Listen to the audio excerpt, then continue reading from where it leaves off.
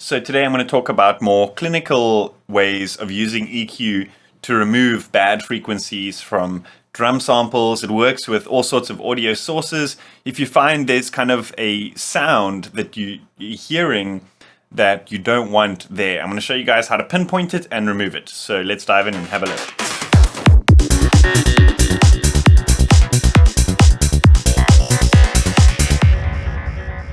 So we're following on from the last episode, speaking a little bit about EQs, and I figured I wanted to show you guys a little something about, finding specific bad frequencies in an audio source and, an easy way to find them and remove them. So the example I'm going to use is the snare drum in this track. I've actually removed all of the processing and stuff that's happening there. I've removed all the processing, and let's actually turn it up a little bit so we can get a closer example of what I want to show you guys. So let's actually just solo this and have a quick listen.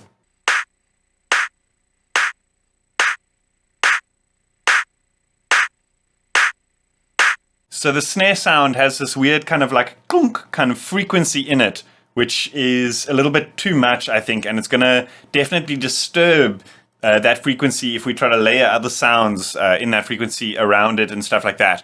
So the easiest way to find out what that frequency is that's kind of creating that, I think it's harmonic distortion, is to load up a clinical EQ. So I like to use Equilibrium.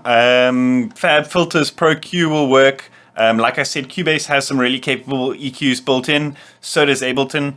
But I just like the workflow of this, specifically how it works with the mouse and stuff like that. And it's also scalable to the GUI. So anyway, it's just a very nice plugin that I like to use all the time. So I'm going to default to this, but like I said, any EQ will do. So what we're going to want to do is we're going to want to play the sound and sweep through a boosted frequency until it, really starts to sound bad. I'll show you guys a quick example.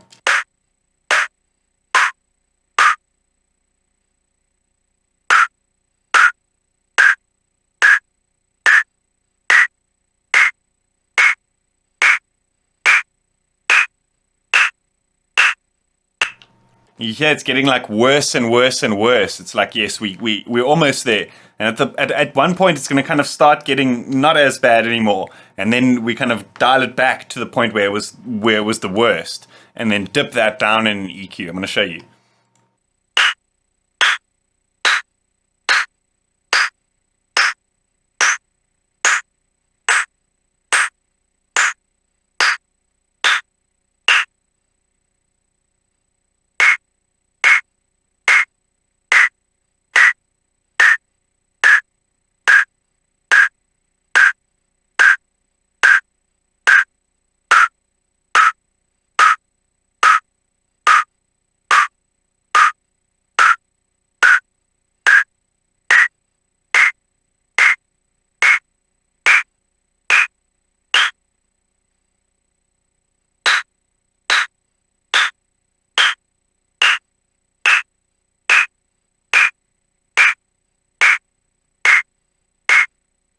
So why is this so important? When I first described the sound, I thought I was hearing a kind of low frequency sort of hum, kind of thunky sound, but in actual fact, it was a high frequency sound.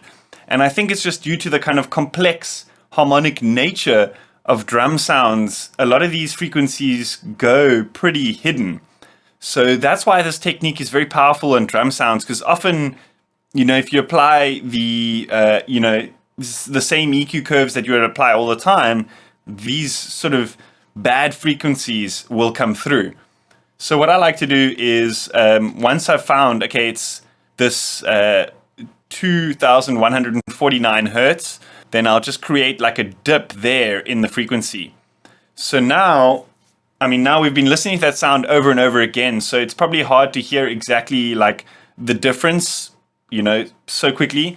So now it's important to A/B, bypass the plugin and A/B, did you get that tone that you originally set out to get?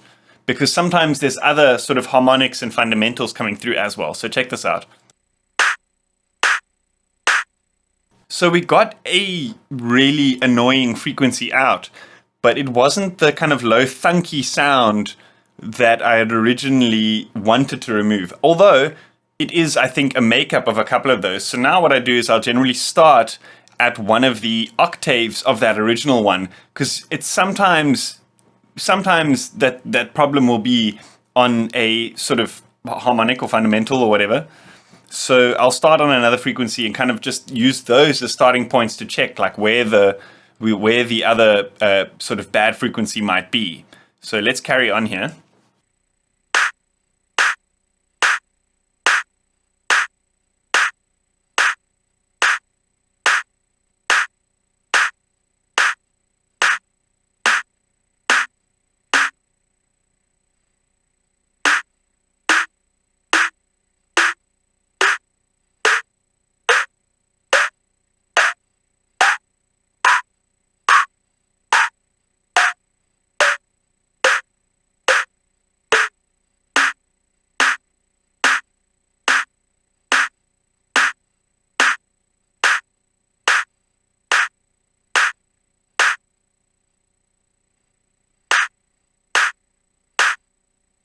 And then it sometimes helps to even out the Q factor of those cuts, just to make it not as sharp.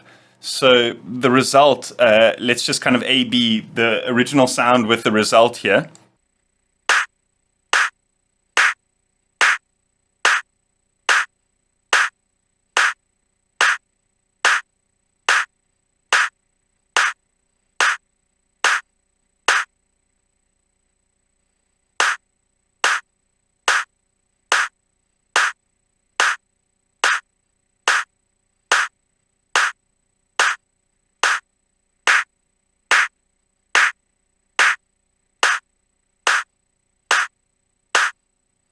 So you notice the result is it's incredibly subtle, but it sounds a lot more controlled in the amount of subtlety, obviously, that there is. So now I want to apply the theory that I explained in the previous video to remove the low frequencies from the snare so that they don't interfere with the kick and the bass and all the other elements in the track.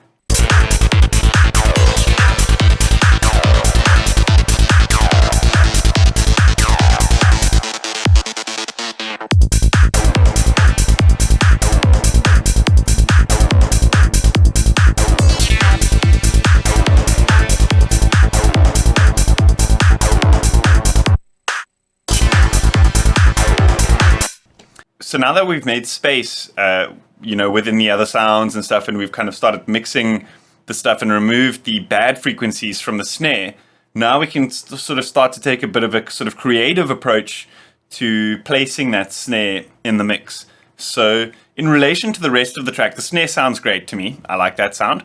So, considering the amount of time we've obviously spent on it. However, in relation to the rest of the track, I think it's a little bit lacking in the high frequencies. It's a little bit mid-heavy.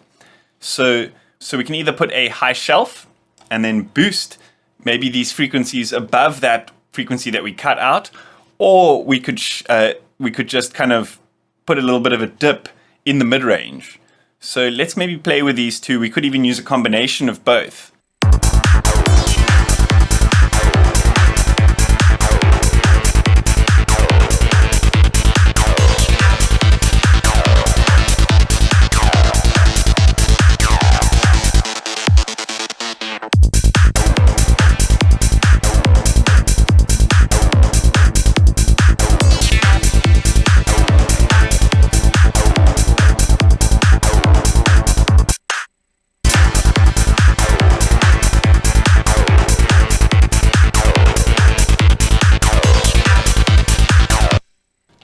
Cool, so it sounds much better already. Let's actually listen to an example with that EQ on and with the EQ off.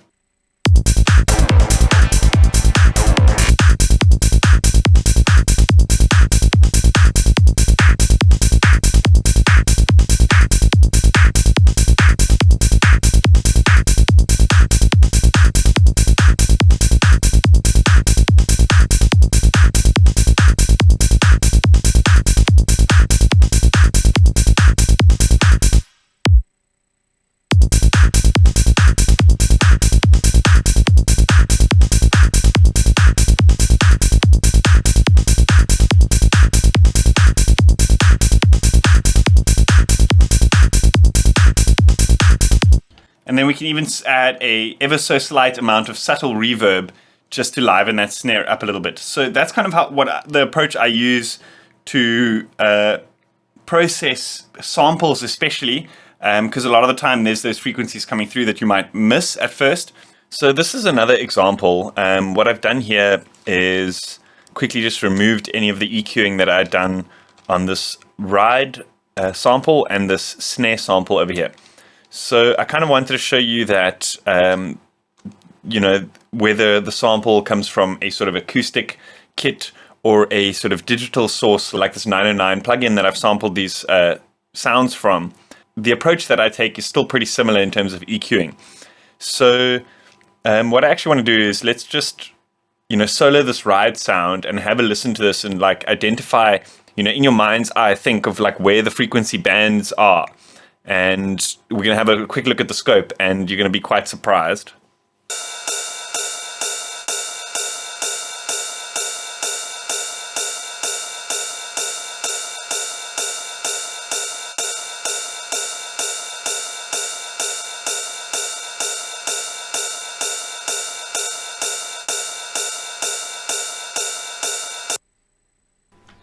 So firstly, there's a ton of low end that I didn't even sort of perceive coming through from that sample. It could be due to the actual components or the way that they've kind of like, emulated the components in the plugin. Or it could be due to the way that a sort of sound is recorded from an acoustic drum kit or something like that. Mics have certain like distortion and so do the preamps and all sorts of stuff like that. So wherever it is in the chain, if it's something like a VST like this, where they've kind of modeled the components and stuff like that, and you get an accurate representation, you're still going to get, these varying frequencies coming through from all sorts of different components in the signal chain. So here, for example, there was a lot of low end, and that's already instantly going to start clashing with the other elements in the mix. But also, there was a lot of other frequencies coming through. So what I want to do is, like I've explained, we're just going to sweep through these frequencies to try identify where these kind of bad frequencies are. I've already quickly done it to kind of like speed up the process, just to kind of remind myself where to shoot for this tutorial. But check this out. Just by listening to the sound, I mean, the sample itself sounds very subtle, but you would never imagine these kind of really harsh frequencies coming through. And that's why it's really important to, take every sound that you've got in your mix and treat it as important as every other sound. And, go through the notions of checking it out on a scope and EQing each sound to fit perfectly in the mix. There's no point in making your sort of kick and bass and synths sound amazing, but then your percussion is just going to come and muddy the rest of it up. So it's as important. Every sort of link in the chain and every sort of piece of the puzzle is as important to completing your sort of amazing sounding mix. So let's have a quick reference of what I'm talking about here with finding these bad frequencies. I'm also going to quickly put on a high pass here just to remove those lows that we were looking at just now.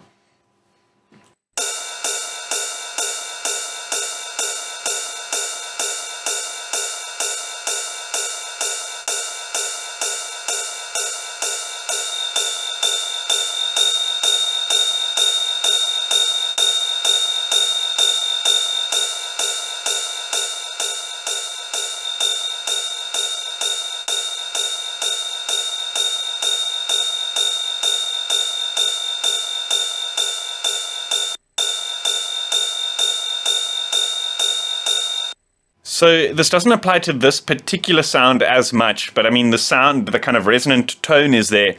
But the nature of a cymbal or the nature of a drum is, in essence, a sort of resonant body.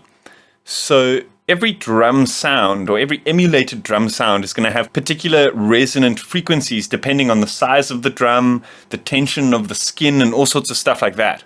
And a cymbal is very interesting because cymbals generally have quite a few sort of resonant frequencies, and that creates this kind of vibrating body that rings off, if that kind of makes any sense.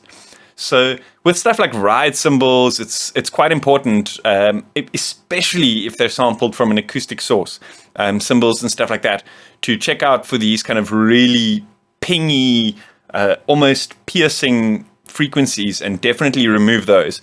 Like I said, it might not be coming through in the sample, and you might not seem like it's as bad of a thing, but when you've got all these sound sources layered over each other, and some of them have this particular frequency that's kind of really piercing the ear, then it's going to, affect the mix, because that's going to be a very strong frequency that comes through to the listener. Let's go ahead and dip that out on the EQ. We can play a bit with the Q while it's playing. And let's check out this frequency as well that I'd kind of pinpointed here to check out for this tutorial.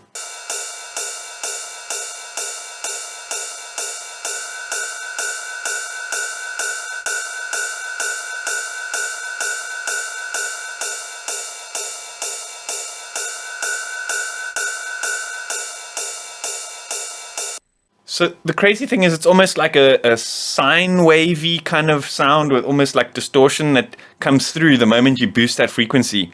And it's weird because these kind of frequencies are almost imperceivable when you first hear that kind of ride cymbal or that sound or that sample. You don't think, oh, there's that really ringy frequency coming through at this or this. But like I said, when you start layering all these sounds over each other, then it can start to affect the sort of audibility and clarity of the other sounds in the mix. So I think this one wasn't as apparent, but I still found it to be sort of quite a bad frequency that was coming through. And it wasn't as noticeable until I sort of boosted the Q, or until I opened up the Q factor over here, like you can see. So this is also important.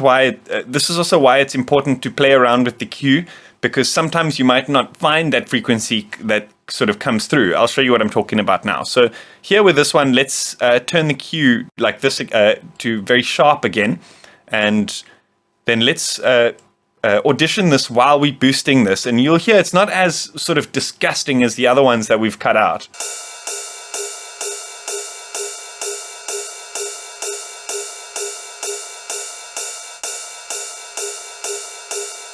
I mean, it's there, but it's not as bad, except when we start to open the Q up, then all these other sort of frequencies that are around that fundamental start to really come through, and it becomes quite unbearable.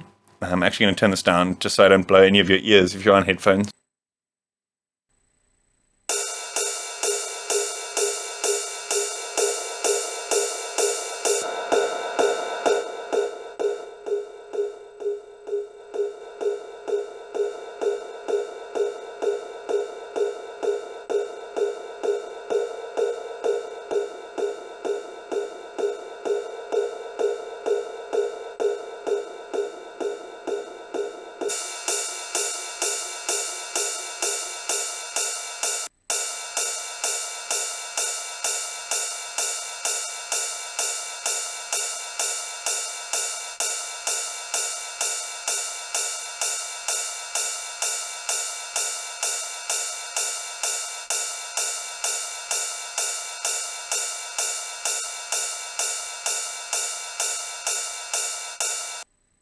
So now that I feel that we've kind of removed the bulk of the bad frequencies in that ride cymbal, let's compare it back to the rest of the mix. I'm going to just turn the volume down. I turned it up there just to audition so we could kind of hear what was really going on.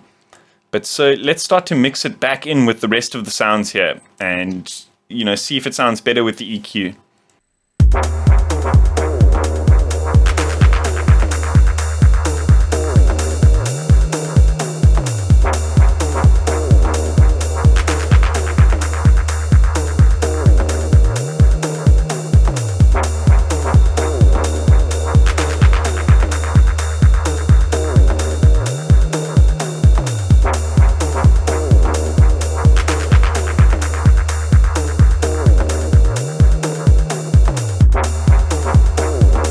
So it's almost like we've removed quite a lot of that kind of resonant character of the cymbals, which is a good thing because you kind of only want that airiness from the cymbals. You want the resonant character more in like the claps and the snares and that. Obviously not too much because you kind of want the tone of the track to come from the synths and the bass line and that kind of thing. So, okay, cool. Let's apply the same theory to the snare over here.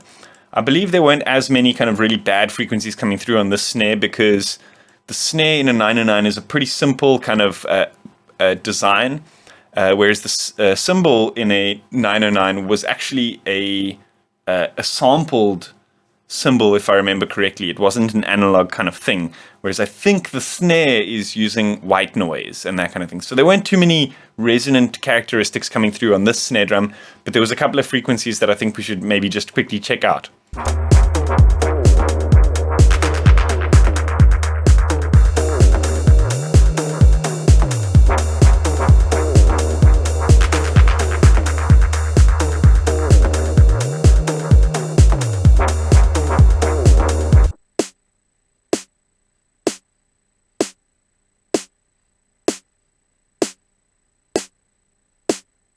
So the snare sounds pretty decent, but there's kind of this low, mid, poppy punch sound coming through. And if you actually looked at the spectrum, you could see there was this roundiness happening over here, which is quite often a sort of characteristic of snare drums, is there's this kind of resonant tone just below the where the energy actually wants to sit, if that makes sense.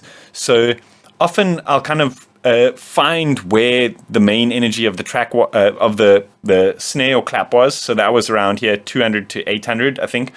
And like I said, we've kind of identified there was a little hump there on the EQ, on the frequency spectrum. So it's a little bit easier to identify in this example, but usually I'll just kind of do the same like I did in the other examples and sweep around just below that main energy domain of the snares and stuff and find that low poppy kind of sound and remove that completely. And again, also high pass just to remove, or low cut just to remove all these lows from the snare.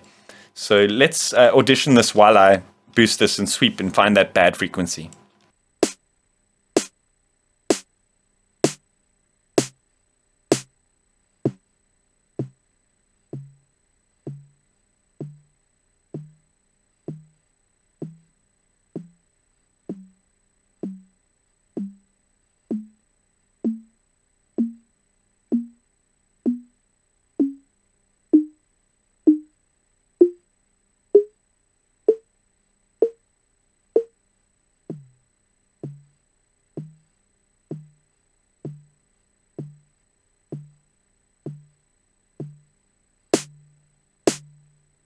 So you hear there was that kind of low thud, and that's what we want to remove. So let's open the cue here a little bit. So while I was going through and trying to identify where that was, I noticed there was also this pingy sound in the snare. So I quickly want to find that and remove that as well. And like I said, let's put on a high pass filter over here.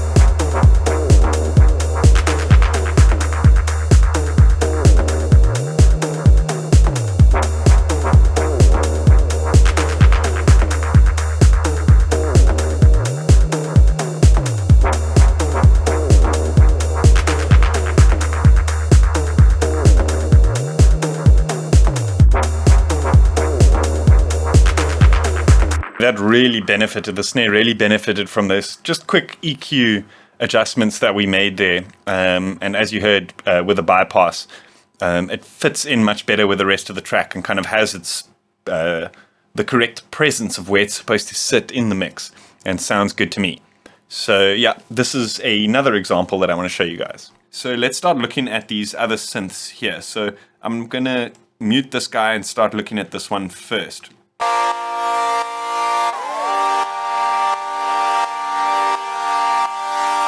So first thing I noticed in the sound is it's kind of got this weird mid-rangey kind of twang.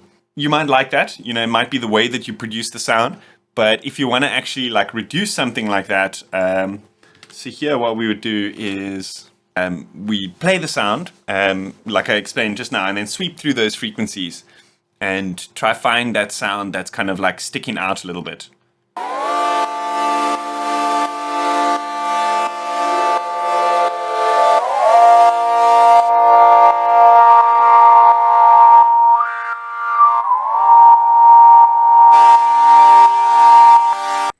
So some EQs, I think Fab Filtered works as well as Equilibrium. When you right click, it isolates that frequency spectrum. So you can hear like solos that band. So you can really hear, that was, it was actually quite piercing to the ear, that 925 hertz on this particular synth.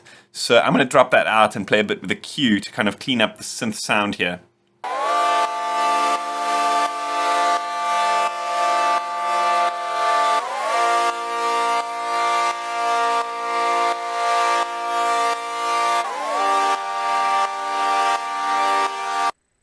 So this is a very nice kind of sweet mid to high frequency kind of sound.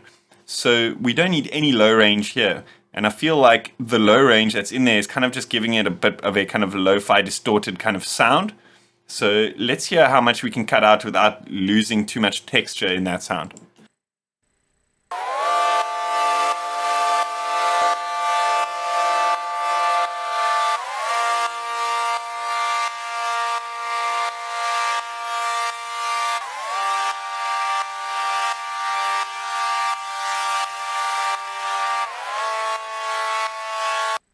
See, we've gone all the way up to 1000 hertz. That's like half the kind of like band of frequencies. Obviously, it's not mathematically or numerically, but that's a huge range of frequencies that's been removed that would have just clogged up the space with the other instruments.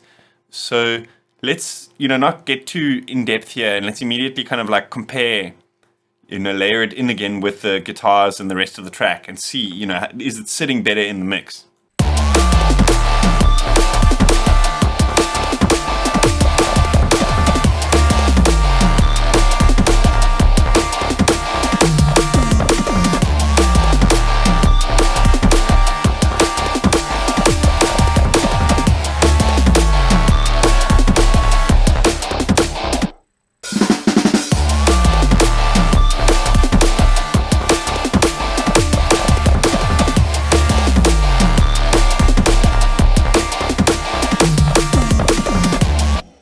Cool, I felt that could go even higher. But that's the sort of approach that I use for sort of more surgical EQ of removal of frequencies and stuff like that. Awesome, I hope you guys enjoyed that. If there's anything that you think I missed or techniques that you maybe used, let me know in the comments. A big thanks to IDM Mag, proud supporters of the dance music scene and my channel.